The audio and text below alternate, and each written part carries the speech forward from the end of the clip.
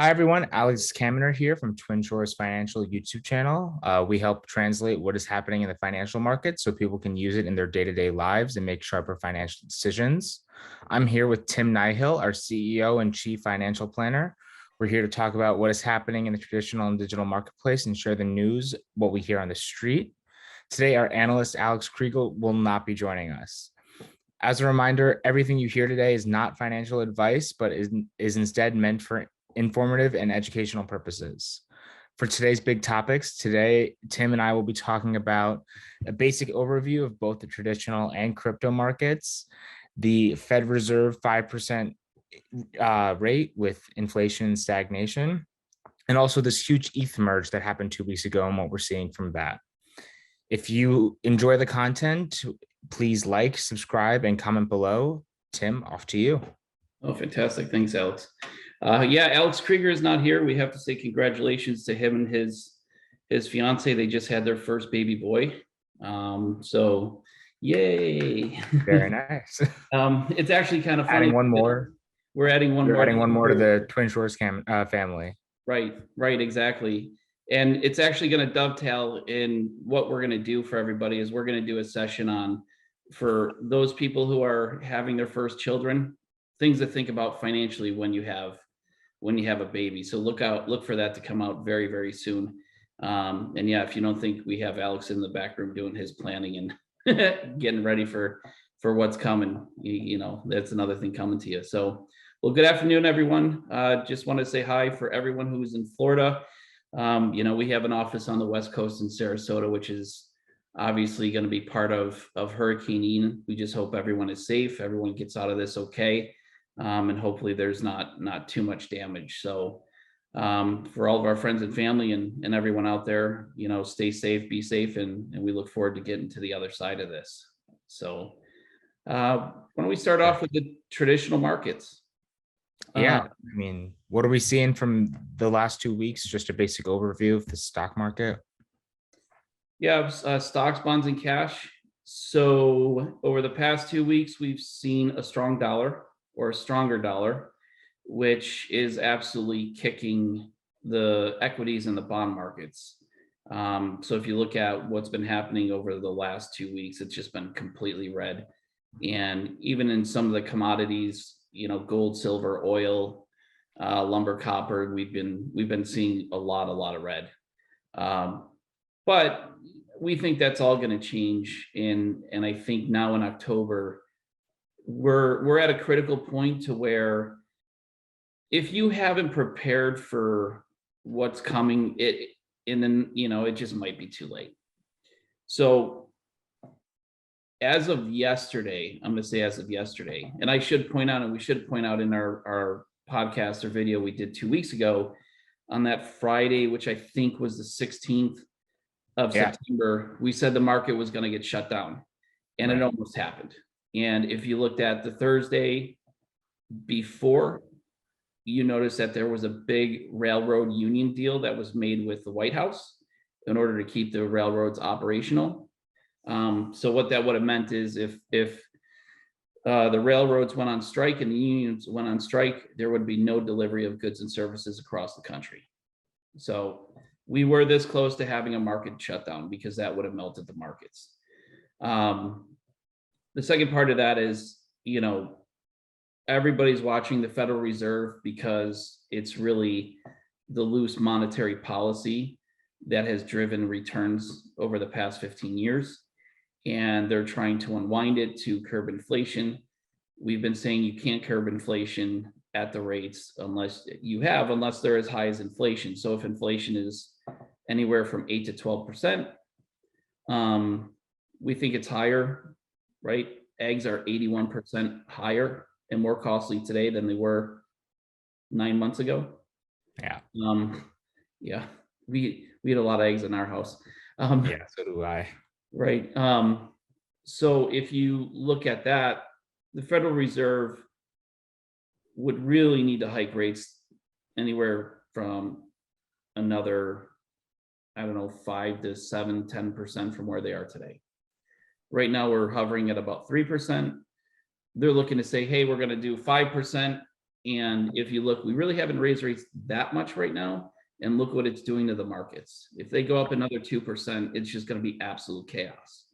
And so for But you think it needs to be up at least another 5%, right? well, no, they're saying just raising it another 2% to get to 5. Oh, interesting. Right. And that's where kind of the stagflation comes in, or stagnation, whatever you want to call it. There's no growth. Workers and people do not want to return to work in the same manner that they were before. You are going to raise rates and you're still going to have inflation. Right. Right. And if you're asking, well, what does that mean to me as an investor? Right now, and this is all stuff that's inside the walls of the financial industry, right? This is all information that we have in working with people we know, professionals, and the research that we do. From our point today and the values today, you're looking at possibly another 50% drop in the equity markets. Bonds are going to get beat up just as much, another 20% at least, I think. And then real estate, which is important because what are the two most important assets that people have? Their 401k and their primary home. So your 401k drops anywhere from another 35 to 50% potentially. And then your primary home is going to drop at least another 30%.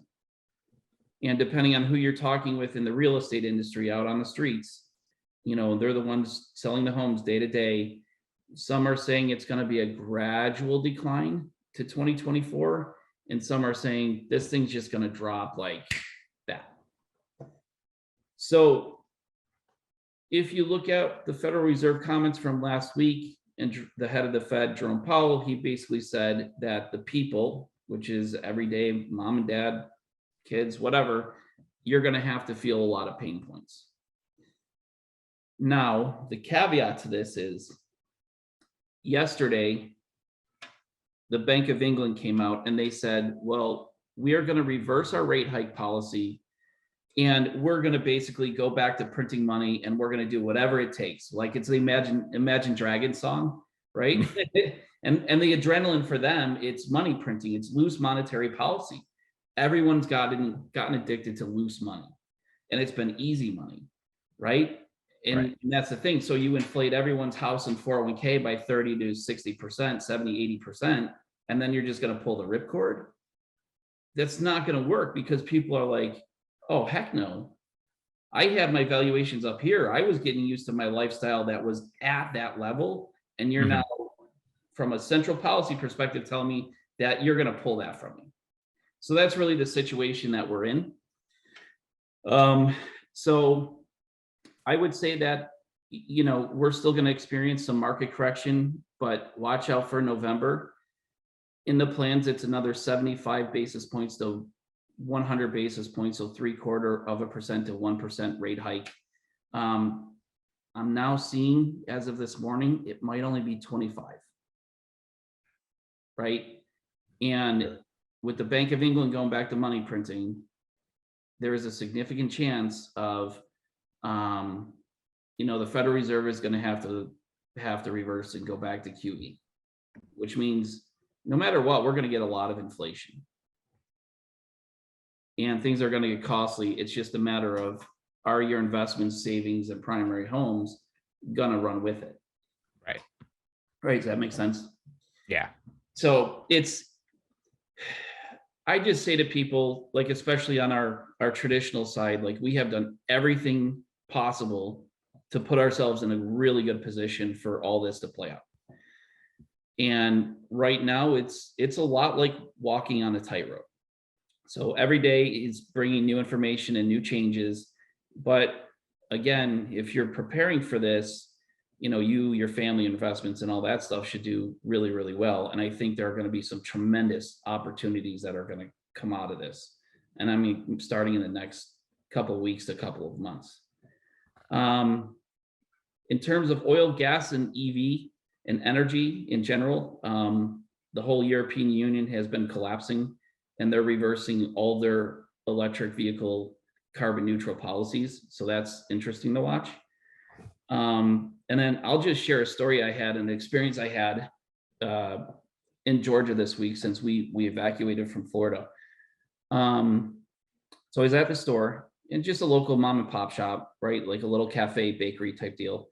And this gentleman was talking to the gentleman behind the counter, and he was saying, well, his sister is pretty high up and one of the owners of an energy and oil company here in Atlanta, Georgia.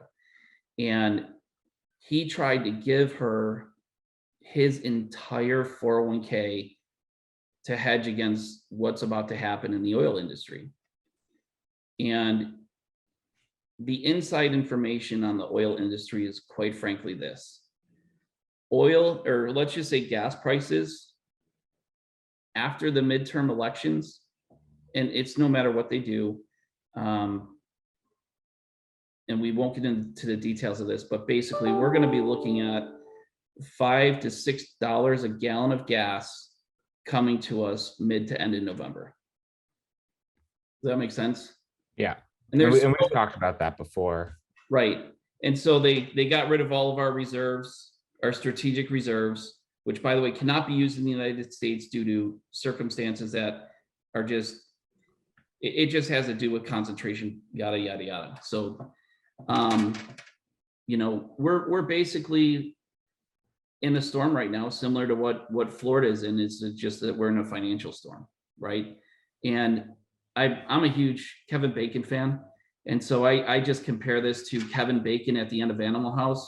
He's standing on the streets, all is well, all is fine, remain calm. And then he just gets absolutely steamrolled. That's exactly what's about to happen. Right.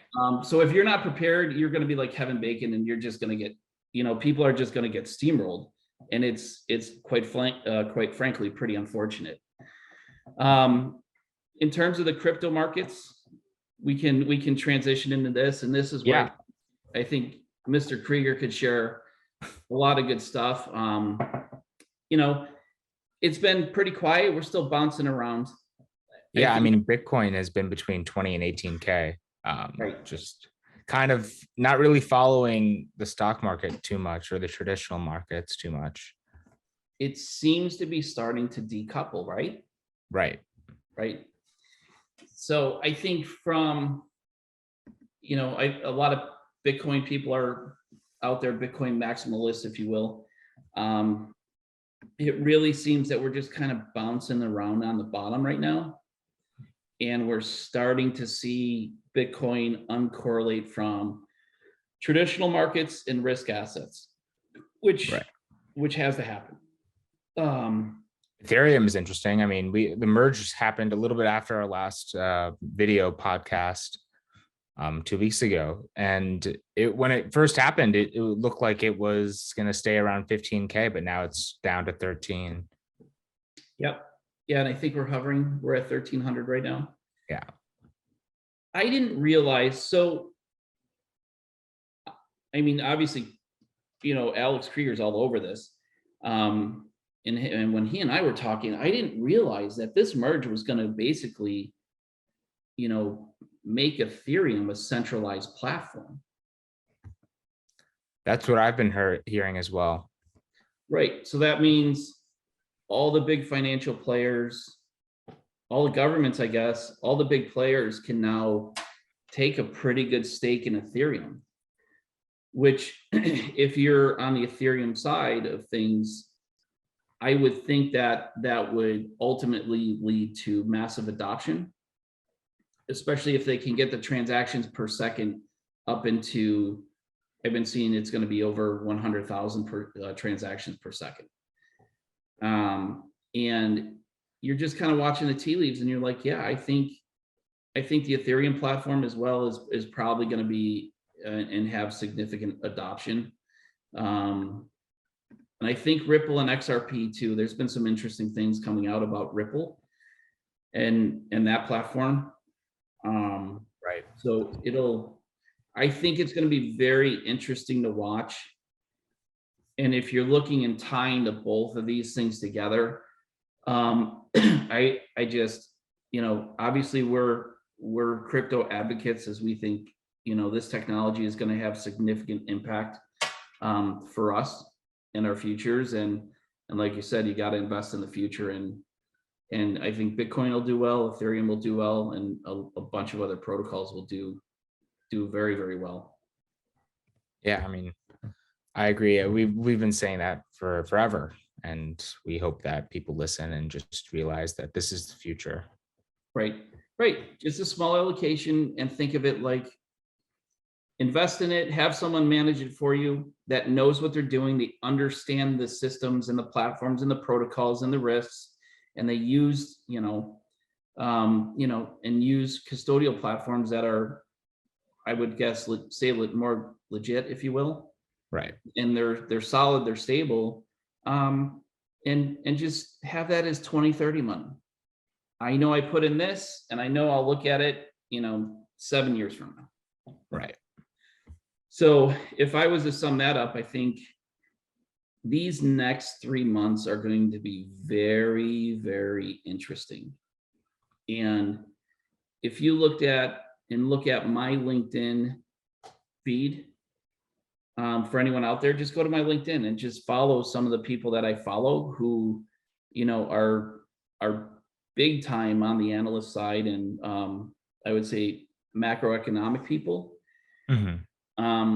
Because the information that's being shared is tremendous. And one of the things I saw this morning on LinkedIn through one of my friends was, if you look at the foreign investment that's coming in, buying stocks and bonds, buying American stocks and bonds, if you look at what it was in 2007 and you look at what has happened since then, we're watching it go like this. So yeah, our entire system that's been propped up is starting to crumble. And that's really the crux of it. But with that happening comes new opportunities. And I think across the line, I think energy is going to do really, really well. We think commodities are going to do really, really well. And so I think it's important for people just to sit down, review. If you don't have a professional, use one, even if you're kind of a do-it-yourselfer, and make sure that you're in a position where you can ride out the storm and take advantage of it. Right. Yeah. That's what we've been saying, preaching, and there's not much more we can say about that. It's funny. It's just more and more information coming in is just validating. Right. Improving us. Right. Right. And so I think it's for a lot of people involved, it has to be, make sure you're working with people who understand what's going on. And we have, my sister works at another financial firm, and she's the front for one of the offices, right? So she's customer service, relationship management. And she looked at me the other day and she's just shaking her head. And I'm like, you're getting buried right now? And she's like, yep. And that's unfortunate because it doesn't have to be that way. So I think a lot of what we've taken for granted over the past 15 years, especially in the advising community, is now starting to crumble and be exposed for what it is. So be smart, know what you're doing, do your research, work with the right people. All right, well, to close us out, on behalf of Twin Shores Financial, thank you all for tuning in. If you enjoyed it and want to keep up to date on the markets, please tune in every other Thursday for all your financial information. Please don't forget to like, share, and subscribe. And if you have any questions or comments, please don't hesitate to comment below. Tim, any last words? No, I would say, like I said before, everyone in Florida, be safe. We hope you get through this. Yes. Get through this really well. And for everyone else out there, go to our website, twinshoreswm.com, contact us, engage with us on LinkedIn, Instagram, YouTube. We're happy to be a resource.